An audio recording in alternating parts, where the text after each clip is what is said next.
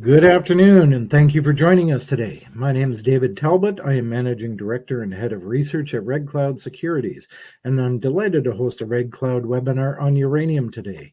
We are going to hear from Purepoint Uranium Management, Chris Frostad. He's President and CEO of the company, and during today's webinar, he will provide an overview and outlook of the company, and then we will take some questions. You can type your questions into the chat box at any time, and we'll get to as many as we can. But before we kick things off, first we need to discuss the fine print. During this Purepoint webinar, forward-looking statements may be made. I would direct listeners to the forward-looking statements outlined on page 2 of Purepoint's corporate presentation, and that could be found on the company's website, purepoint.ca. For Red Cloud Securities, I highlight this webinar as for information purposes only. It should not be considered a solicitation or recommendation to buy or sell securities. We note this call does not consider the particular situation or needs of individual investors, and participants should rely on their own investigation and seek their own professional advice before investing. So please see our most recent research located on the Red Cloud website for specific disclosures on Purepoint Uranium. Now, before Chris steps up, I would like to say a couple words. We still like the fundamentals for driving uranium prices higher. With disinvestment in the sector, there has been a lack of exploration and a lack of discoveries, and new mines will be needed in coming years to replace mine closures, let alone cover growth in uranium demand. And this is where companies such as Purepoint comes in. We need those uranium discoveries to ensure there is uranium available for the reactors. We still await the required move back to long-term contracting by nuclear utilities, but we were quite pleased with what we saw at the latest World Nuclear Association symposium in London early in September. Fuel buyers certainly have become more active from Europe, from the US, and even from Japan. And a return to contracting is what we believe is necessary to keep uranium prices moving higher. So with that, I'm going to now turn it over to Chris to update the audience on the company. Chris. Great. Thank you very much, David. Good to be back. Good to see you. Good to see uranium. Still a happy place out there in the world. We will, I guess, start with our forward-looking statements, which David mentioned, can be found on our website as well.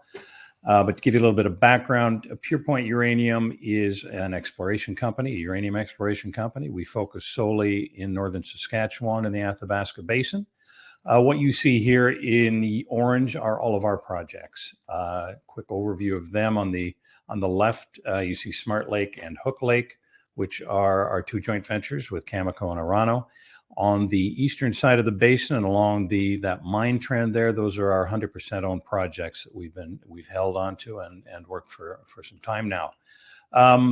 We've been fortunate in the last 2 years as we see a lot of excitement back about uranium and a lot of money coming back into the sector that we've been able to get back to work on a lot of these projects and continue moving them forward in a more aggressive fashion than certainly the last 10 years have allowed in most cases. I wanted to start out today, though, by kind of taking a step back and looking at how people are investing these days in uranium and what they're looking for, primarily in terms of an objective. And I'll apologize up front for dusting off this old chestnut, but I think many people are familiar with the discovery life cycle, or the Lassonde curve, as many call it. And it talks about the value of a discovery through its life cycle and where money is to be made. And I think more recently we've seen some confusion, and we see confusion not by everybody, but certainly in a lot of the questions we get asked about what our objectives are and what we're doing and how we're doing it and how we're spending our money. And as you know, it's kind of laid out in the curve here. The first point of making a lot of money in this business is when there is a discovery, and you see that that part of the curve after you've been exploring for some time. We're going to see that when there is a discovery made, that's one of the biggest points in terms of value creation in that resource. The second, then, of course, is as we're developing these mines into production. And certainly we also talk about this orphan period. And once a resource has been defined, then we get into a whole other bag of risks and things, where we have to now take that resource that we've identified and determine whether it's economic, whether and then we get into metallurgy and engineering and permits and environmental assessments, et cetera. And any one of those things can knock a project off the rails, not the least of which is the commodity price as well. So I guess my point here is that there's really two different businesses going on here from an investment standpoint. I think a lot of investors need to understand what it is they're banking on and what it is their objective is and what their harvest is intended to be. And that is, are you making your money on the discovery, or are you going to make your money on the development and operation of a mine? And certainly, we're happy to be working in the basin, because what we've seen time and time again is that there is more uranium to be found. And when it is found, it comes in all different shapes and sizes and grades and whatnot.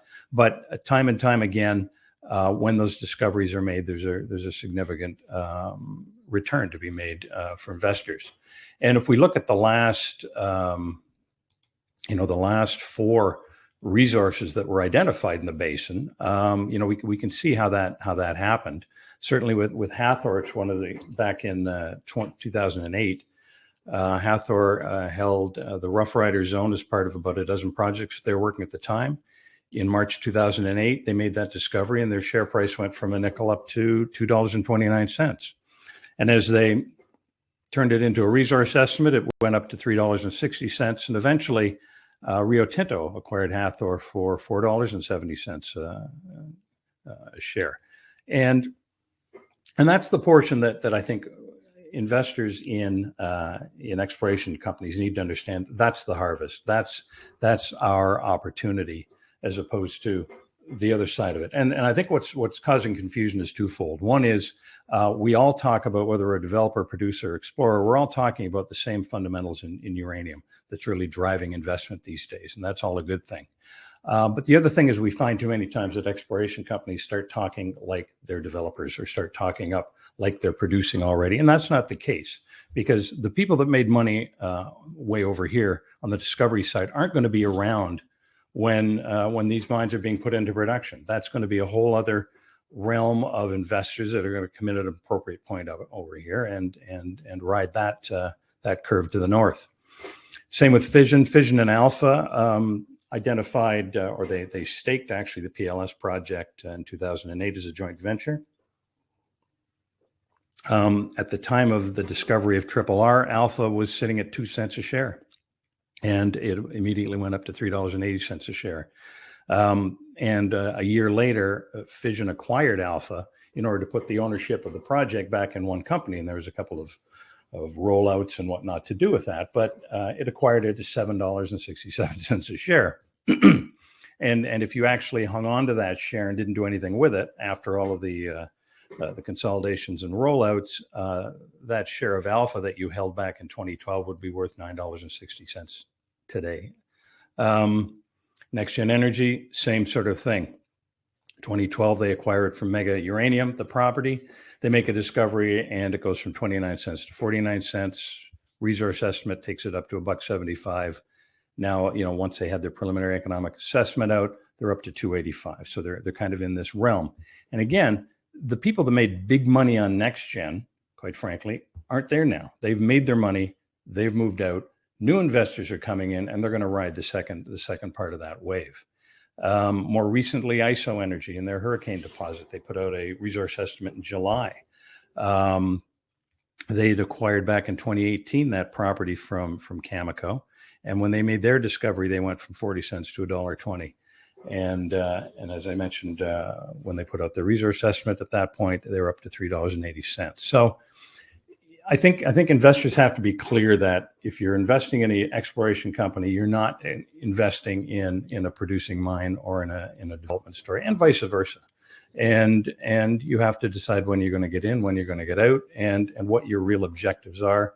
And you have to start evaluating the companies you're investing in that fashion. So just to leave that behind for a moment. What you're looking at here is, if you look in blue, that is the change in share price of all 11 publicly traded uranium explorers over the last nearly 2 years. So this is since December 1st, 2020. And you can see how it moves along. In orange, you're looking at the Purepoint, the change in Purepoint shares since that time as well, and you can see that we are following very, very closely to the average. And if you look at anybody's individual stock price changes, you're going to see the same thing. We are all moving up and down at the whims of the market and the overall attitude towards uranium in general. And we only break away from that once there's a discovery, and that's our objective, and it's the objective of all of our peers is to make that discovery and leave this curve behind and create a new one for ourselves. So I'll now talk about kind of the work we're doing right now and what we're doing in the basin and why we think we're ticking a lot of boxes when it comes to the odds on discovery. As I mentioned before, we have 12 projects in the basin. The ones on the east are all 100% owned. Our objective over the last year or so has really been to get out in the field and work all of these projects and get them back up to kind of a current standard of advancement so that we can properly prioritize things. Over the last 5, 6, 7 years, when the uranium prices were languishing, we were able to put a lot of these projects to the side. We were able to acquire other projects as well, and wait until more recent times when money was available to really go at these projects a little more aggressively. So this last summer, we've been doing a lot of airborne work to bring our targets up to snuff. We did gravity work at Russell South here. Where am I? Sorry. Yeah. No, it's not letting me go. There we go, Russell South. Russell South and Carson up here to the north, we did gravity work over the summer. We just recently put out the results of that.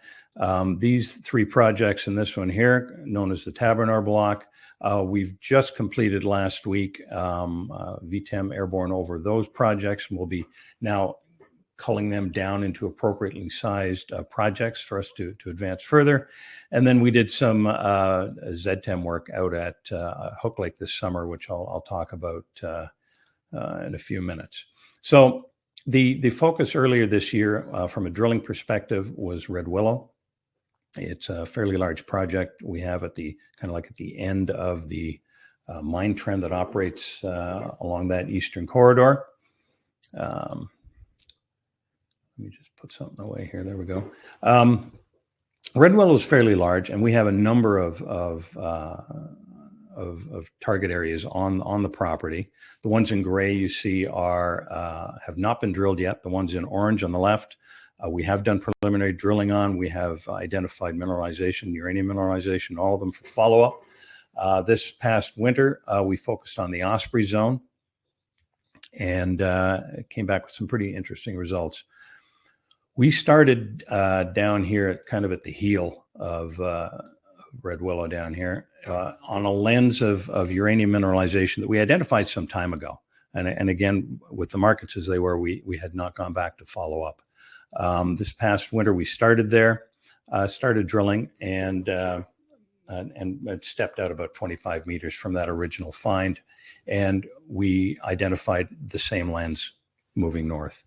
So then we moved out about 300 meters, 300 to 400 meters in order to try and get on the other side of that mineralization. And we hit it again. The same sort of thing right at the same spot as it moved along this gray conductor, which is kind of our target area. So we took it out another 300 meters and we hit it again, and then another 300 meters and we hit it again. And we were hitting pretty high counts per second along the way to show that this was not just some odd anomaly. It was something that really truly needed to be followed up on. So what we're left with is, so we go to the north here, we finished up the program up here to the north on this hole 2215. We were undershooting the target because we were looking more at the environment. They were looking for alteration and and structure at that point. Because it was the end of the winter, things were melting. We had to move out, but we've moved back in this week. We have a drill up there now, and we're just moving in to start drilling again near that hole and try and hit that target again. So we're going to continue along this trend. We've picked up 1.2 kilometers of anomalous uranium all the way up continuously. We've got another 1.5 kilometers to the north, 1 kilometer to the south, and obviously there's been some sort of significant uranium event, mineralization event that's occurred through this region. And our objective right now is to identify the appropriate setting for a deposit, and where we see where we hope to see something sizable waiting for us. So as I mentioned, we're up there now. That drilling will go on over the next month or so. And depending on the results of that, we hope we'll probably be back up there in the winter. The other area we'll be getting to is in January is our Hook Lake project. And this is the project that we have joint ventured with Cameco and Orano. We're the operators on that project. And we've been working on that Patterson trend that runs up the center of the project here. It starts down to the south here with Fission's Triple R deposit, a little over 100 million pounds. NextGen's Arrow deposit, about 250 million pounds, carries on to the north where we have our Spitfire deposit. We haven't identified a resource there. It came in at it was looking like about 15 to 20 million pounds, but our partners cannot free up budget for exploration that doesn't look like it has the potential to come up with at least 100 to 150 million pounds. So once we determined that fish was a little small for us, we continued to the north, and we've continued to find mineralization as we move to the north. What we're now doing, however, is changing a bit of our vantage point. This is the Spitfire zone, the Spitfire deposit that we identified.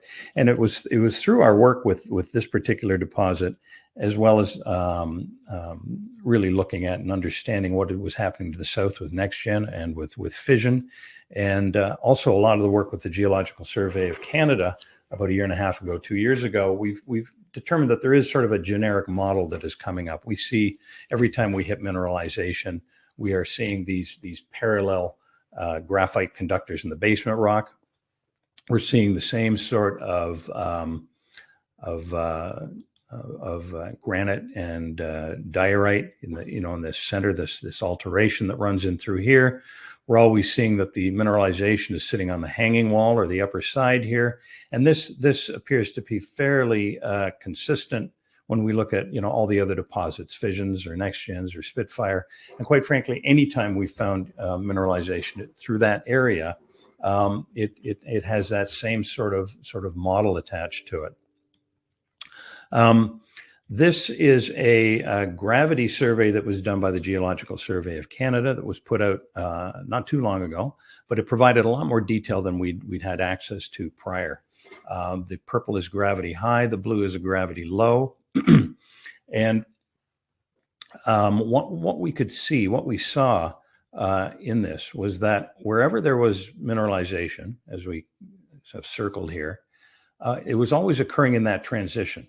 It was happening in the green, yellowish, greenish yellow type areas, transitioning between the high and the low, which we found was representative of that mix of granite and diorite gneiss that where we were finding the mineralization. Along this side over here is called the Dirksen trend. We have done work over there in these gravity highs, and we did not find anything that helped us over in that area. The other thing that the survey deduced was that this blue area, this known as the Clearwater domain, looks to be the likely heat source that would have allowed the uranium to mobilize and start to move. And so that uranium would have been moving out from that heat source, in this case down to the south, where it would have found an appropriate setting or trap or environment to create a deposit, be it Triple R or Arrow or Spitfire or anything along the way. With all of this, as we look at all of this, what our partners and ourselves have deduced is that we really should be looking over here at this Carter corridor. So we've been focused up here through the center on what is the Patterson corridor. But as we look at Carter, we realize that we're looking at a conductive trend that is closer to the heat source. It's sitting right on top of the appropriate rock type. And it has a lot of the structure and complexity that we would typically look at. More importantly, we actually did our first drill program back 12 years ago over here on the Carter corridor, prior to any of the discoveries up the center. And we only did the one program. It was a year later that Fission started chasing RRR, and we moved all of our attention over to Patterson. As we now look at that core from 12 years ago, we realized that we were looking for something completely different. We were looking for deposits at the unconformity, which is where that sandstone that we talk about meets that basement rock. And we would stop drilling about 20, 30, 50 meters below that unconformity and move on. All of the discoveries so far up that Patterson corridor are always well into that basement rock. As a matter of fact, we don't even start to see uranium till about 50 meters under the unconformity. And that's exactly what we had started to see over at Carter on that one drill program. As we were getting down just past the unconformity, we were coming into spotty uranium, we were coming into alteration, and a lot of the other indicators that we now understand to be indicative of this mineralization. So with that in hand, we've now moved some of our attention over to the Carter corridor. This last summer, we did a ZTEM survey over the northern part of the conductor in order to tie all of that into the work that we've already done. It's a deeper sensing geophysical survey. And we will be taking the results of that and our proposal for this winter's drill program to our partners in the next month or so. And it's our intention to be back out and drilling at the Carter corridor come January.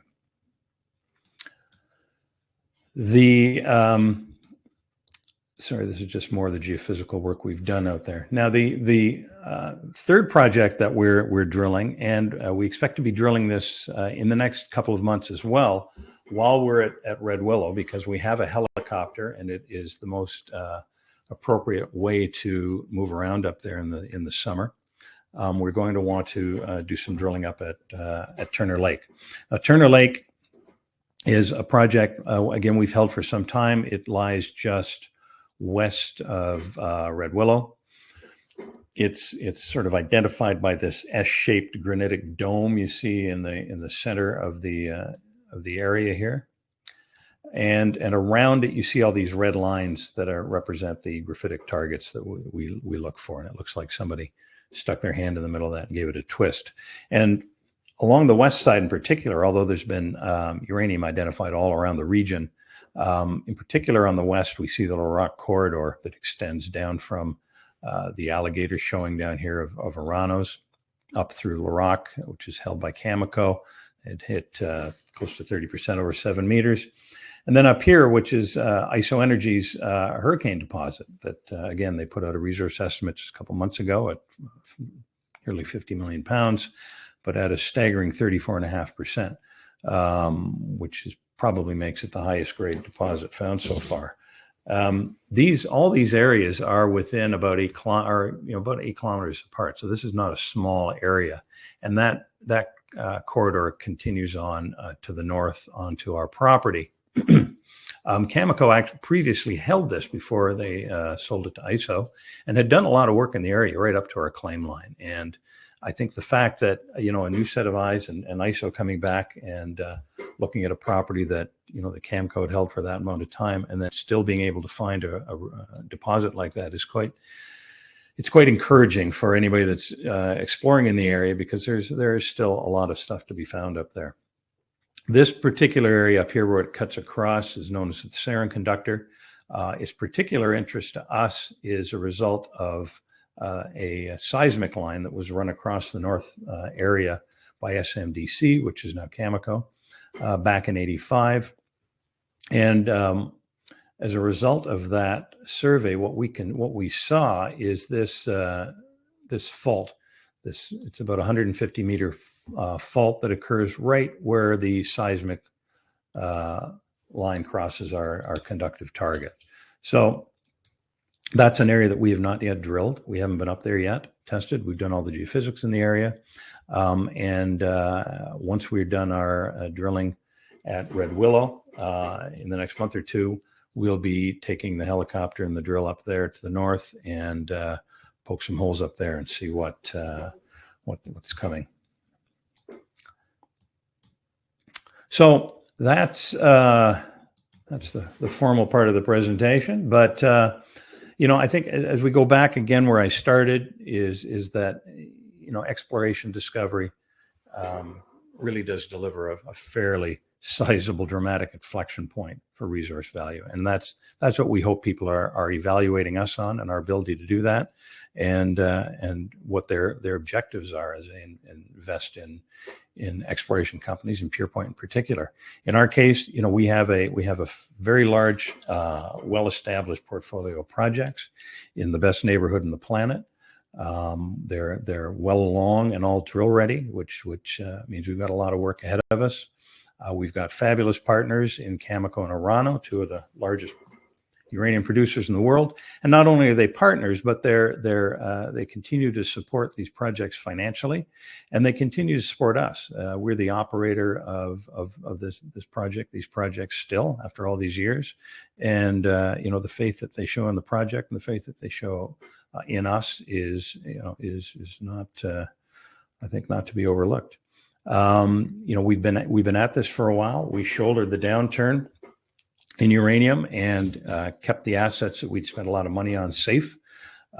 People look at some of these projects and wonder how we can have worked them for all these years. And in fact, we haven't worked them for all these years. We established them. We got them prepped over about a 3 or 4 year period before the markets fell off, and we've kept them safe and pulled them back out into the sun in the last year or two to get back working on them now that capital is available, money's available.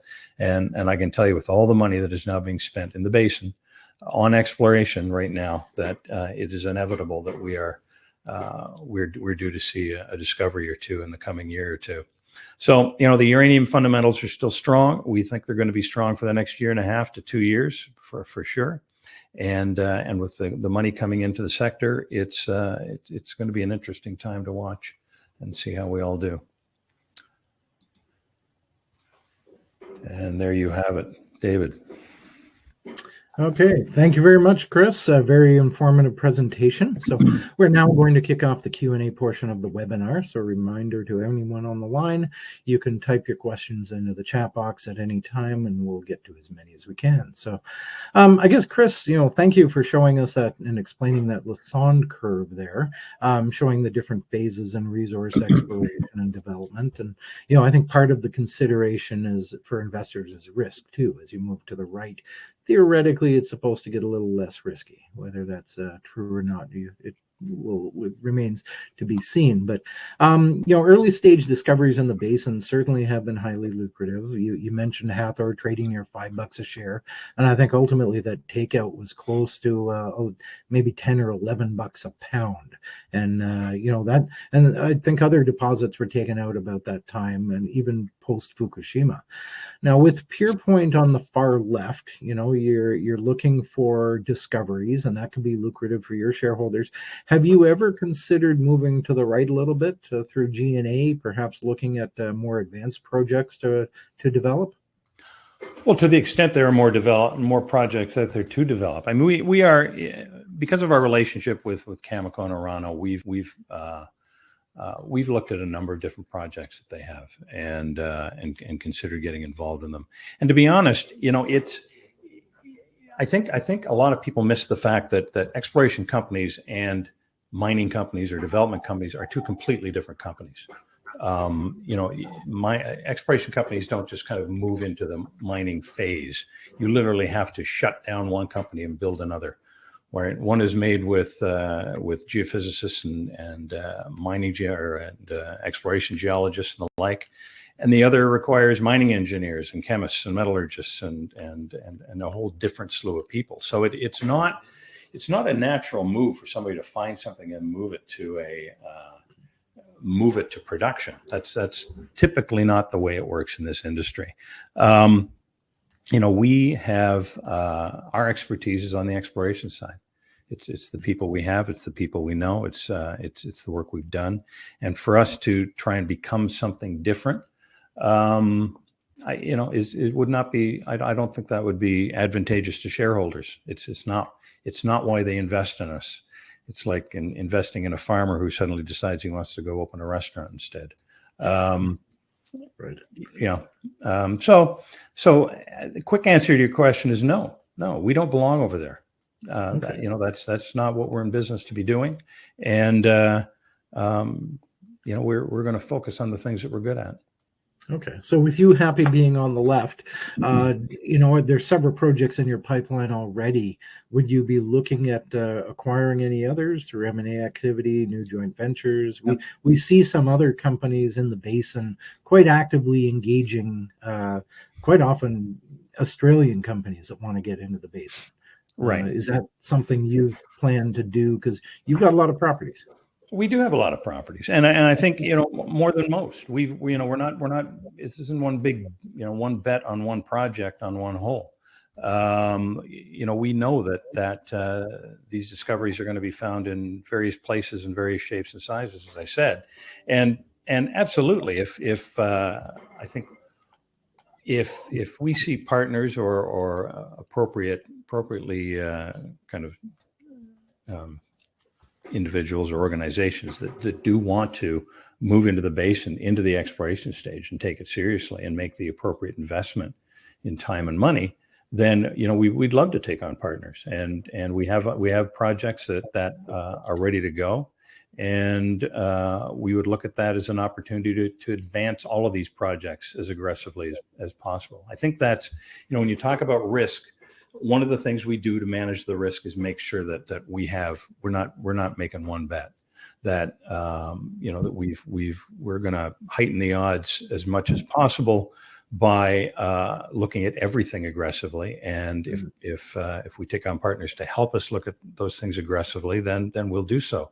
As far as taking on new projects, again, we're always looking at new projects, but we can rank them in amongst the basket we have, and if they don't come out higher, then we've got other things, better things in our mind to spend time and money on. So it's a constant balancing act of prioritization of how best to spend the money and where you think the best odds are of discovery. I mean, as much drilling and work as we do, it's not to say that we don't, we're not hoping to hit the big one every time we put a drill in the ground. We do.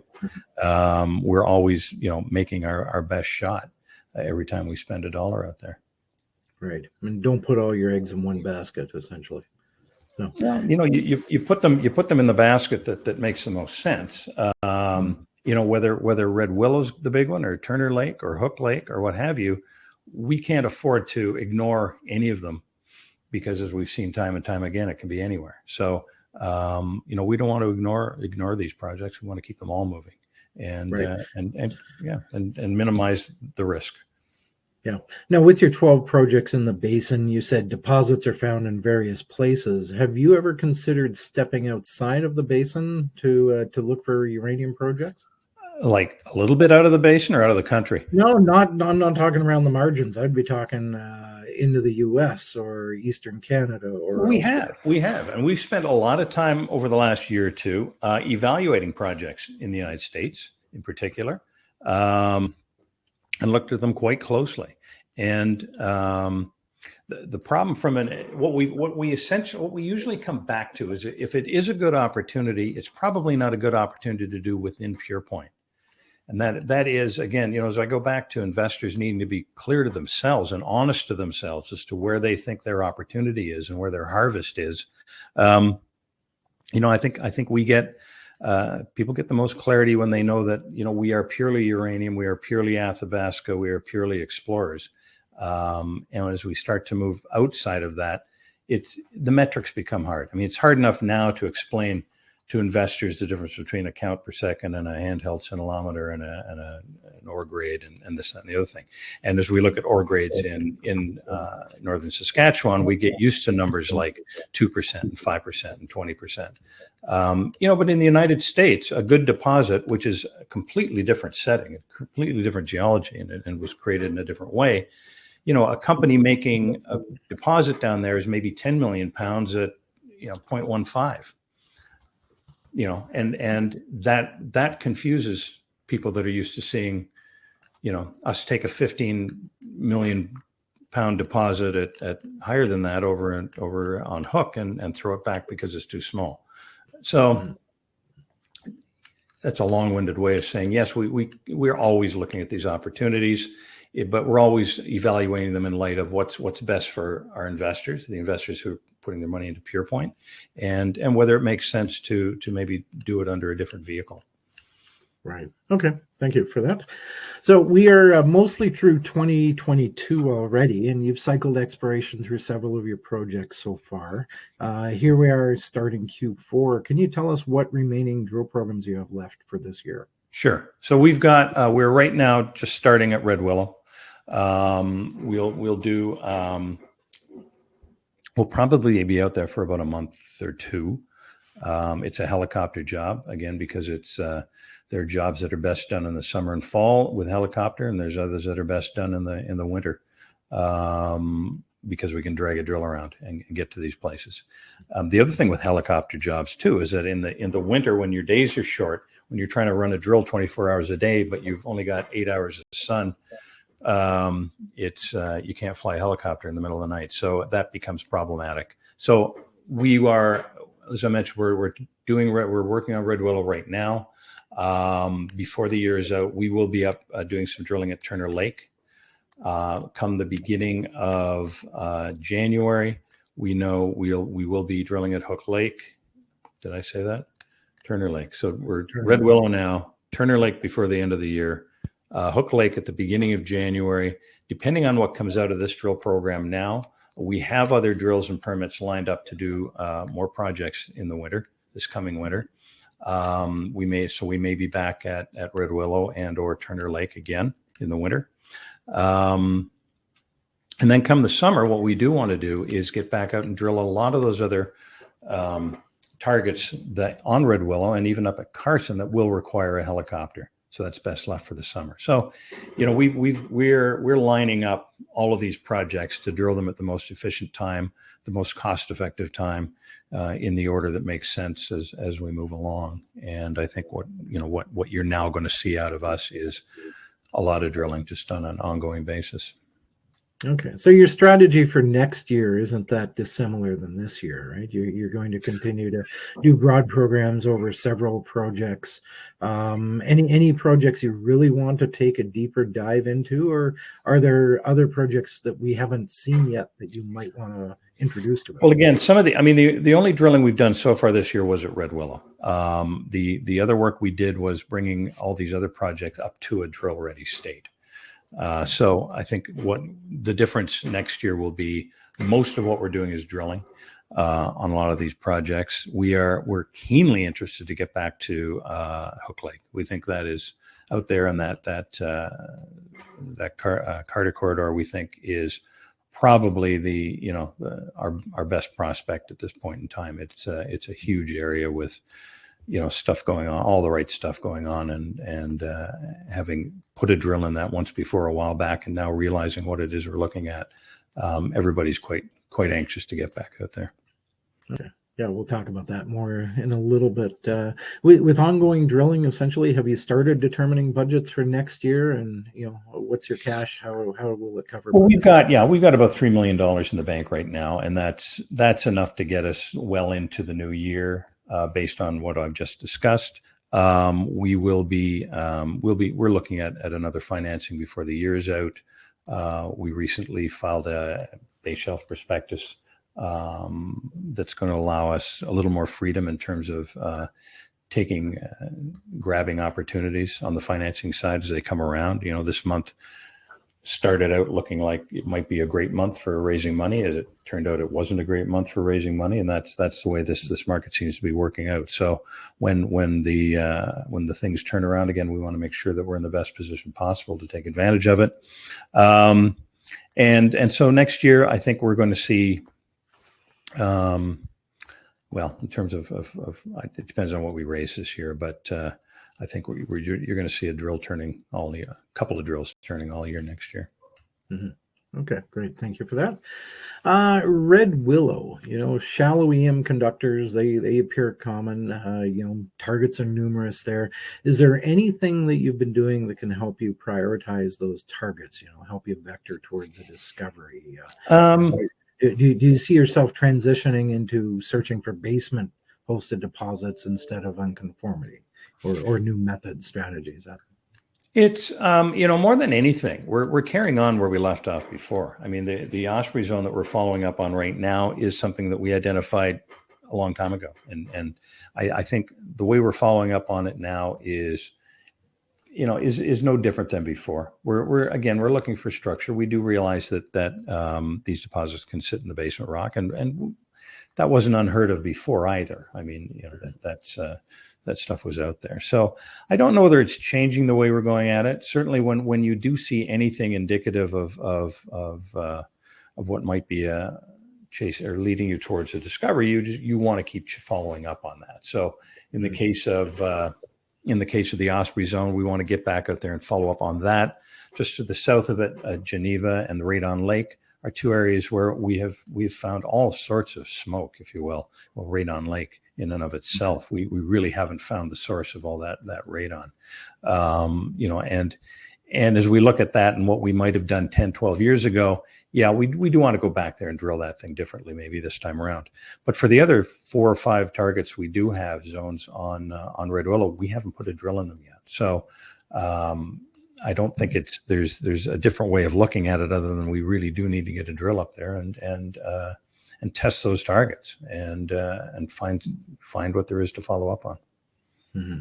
Okay, great. Moving on to Hook Lake, the model you showed us, the mineralization model at Spitfire, mm-hmm. It appeared to be thinner, flatter, hugging the graphite in the basement rocks. Is that maybe an generalization on my part, or what can you maybe tell us about potential fluid flow through those rocks? Well, yeah, a few things that we do notice this time around over on that side. One thing that's somewhat different is the graphite itself.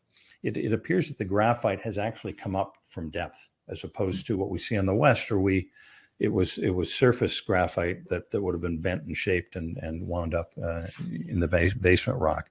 That seems a little different. But other than that, it's structural. It always is structural, right? You're looking for the trap. You're looking for the structure that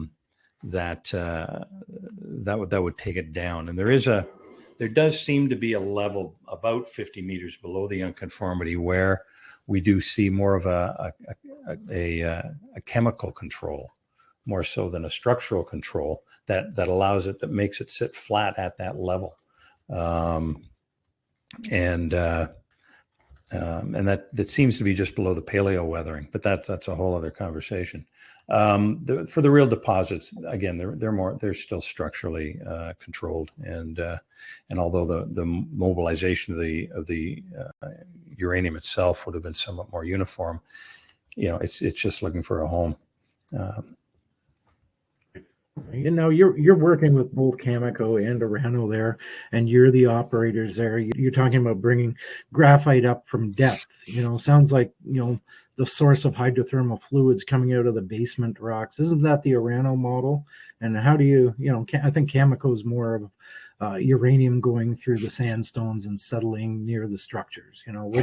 What don't want to start a fight here, but what's your preference? What do you've sat in on some of these meetings, haven't you? Well, no, I mean, I have not. I only heard secondhand, third hand. For the longest time, I mean, our difficulty again when you're dealing with well-established exploration groups that have been working in one area all their lives. You do get those models, and you get those models stuck in your head. And for the longest time, they did not want us aiming a drill below the unconformity. They always wanted us hitting that target right at the unconformity. And despite the fact that the only time we were hitting uranium was 50 meters below it and beyond. So I think if I had to go back 15 years, yeah, they all seem to be stuck in their own model. I don't think that's the case anymore. I think that we've all been kind of opened up to the fact that there's different models and there's different ways this has all happened, and how and where it came from. I think everybody's kind of put that aside at this point, and have taken all the new information we've got and applied it to their thinking. So we're a little bit more creative than we might have been 10 years ago. Okay. Now, a lot of the work you've done in the past, largely the Patterson Lake corridor, you're now looking at the Carter corridor. Is it simply a matter of drilling deeper into the basement rocks to get, 50 meters below the unconformity, or, how deep are we talking about? Because I think we're still fairly close to the basin margins there. Close enough. I mean, and again, when you look at the others, when you look at the neighbors, Fissions is a fairly flat-lying deposit along that corridor. It deeks down in a few places, but for the most part, it's fairly flat-lying. It's next gen is the oddity out there, in that it went deep, very deep, and then what we saw at Spitfire, if you recall, was again more of that flat-lying pace. So, I think we are, we're not targeting things at the unconformity. We are targeting them beneath, because that's what we've now seen and gotten used to out there, and we'll continue to look at it that way. But again, it's so structure based that it depends on what was controlling it when it decided to become a deposit. Right. Now, do you believe the Cameco and Orano are going to gain more appetite for this project again? You seem to be evolving from Spitfire deposit delineation back to a more of a discovery type exploration phase. Right. So, maybe is an aggressive program necessary at this stage? I think, well, again, I've always said they pace us, and that's true. And we saw the budgets go up as we were trying to delineate Spitfire more fully. And then it calmed back down. So they are of a mind to, do a modest program and then evaluate and go back again. I suspect that this winter will be no different. We're expecting to see maybe, $1.5 million to $2 in terms of a budget. That'll get us out there drilling for about a month or so, and it'll get us, the holes we need to really start to understand and evaluate that new area, that Carter corridor, and see where we are. Certainly, when things heat up again, if we hit big, we will probably see those budgets come back up again. But their focus, again, I've always said this too. They've got a different objective. Their objective is 5-10 years out, and ours is 5-10 weeks out.